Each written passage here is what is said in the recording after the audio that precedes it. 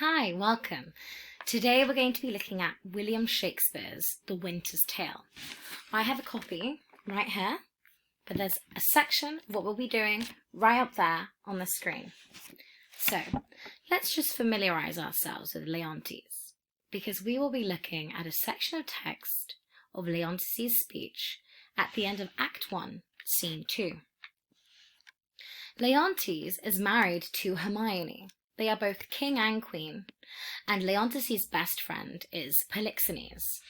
In the scene we're about to look at, Leontes is having a discussion with Camillo and trying to explain to him as to why he believes that his wife Hermione is having an affair with Polixenes and why he should act on it.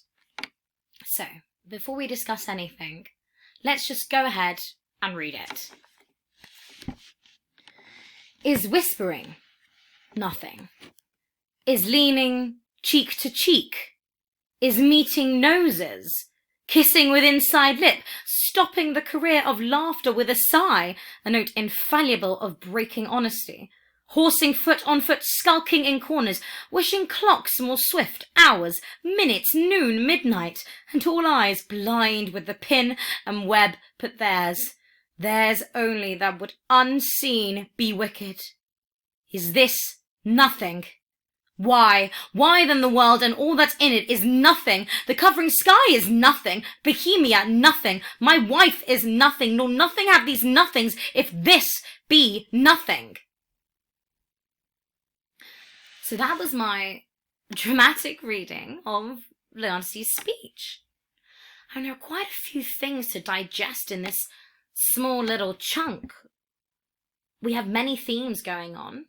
We have the concept of time, the concept of intimacy, and a lot of repetition, not only in words, but in the use of punctuation. So we're just going to go in and just dissect those little bits and bobs.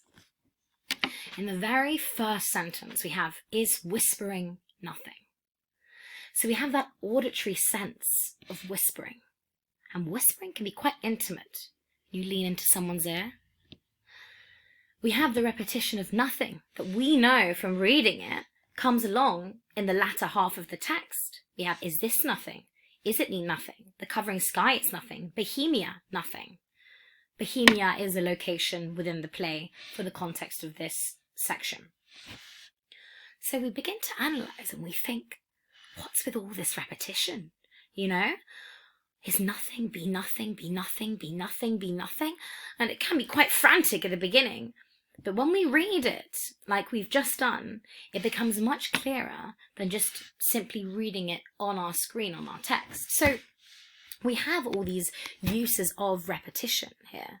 And I'm just going to go in and we're going to highlight all these different ones. So let's use a blue for the use of nothing. So let's just, okay, so where's the first one did we say? Is whispering nothing? We have, is this nothing? Is it nothing? The sky is nothing? Bohemia nothing? My wife is nothing? Nor nothings have these nothing, if this be nothing. So here we have 1, 2, 3, 4, 5, 6, 7, 8, 9. 9 nothings in quite a short example of text. This here can show the spiraling nature of Leontes, the frantic madness that he is being drawn to. He is here trying to convince Camillo not to dismiss his claims of Hermione and Polixenes. And at this point, he really is just trying to convince Camillo that yes, there is something going on between them, and he is not just making this up in his mind. And in a way, one believes that perhaps he's trying to convince himself so he can justify his later actions. And from reading the whole of the play, we do know that his later actions are to kill his wife and to banish her, essentially. To throw her in jail, which what he does to Hermione. So these vengeful acts Shakespeare really puts the seed, sows the seed here at the very beginning. Another aspect of repetition that we see are all these different punctuation marks. So here we have our first question, and if we look at the whole text, really, It appears like everything is just a question. But the pace of the piece shows that he's not looking for an answer, is he? He's not waiting for Camillo. I'm just underlining them all here.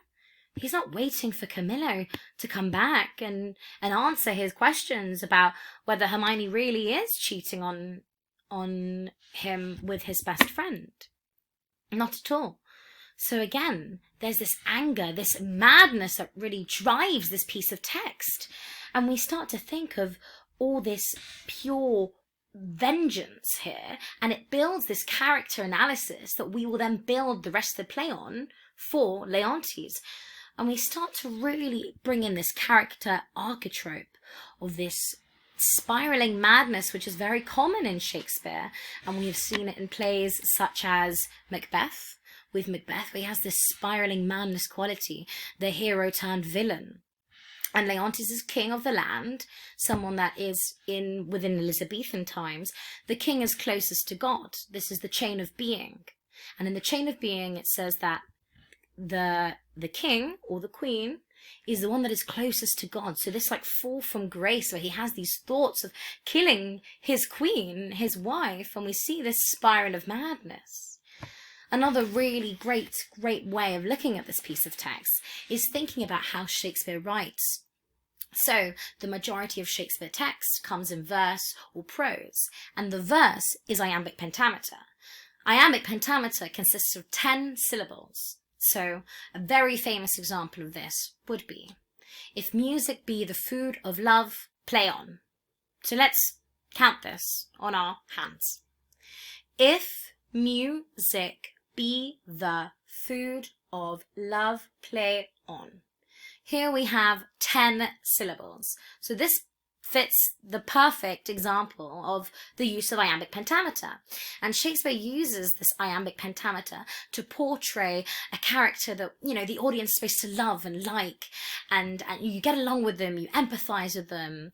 However, we will notice that Leontes' speech is actually written differently. It's written in prose, which back in Elizabethan time was more commonly associated with the peasants or the lower class of theatregoers that would be visiting the Globe and watching the King's players perform The Winter's Tale.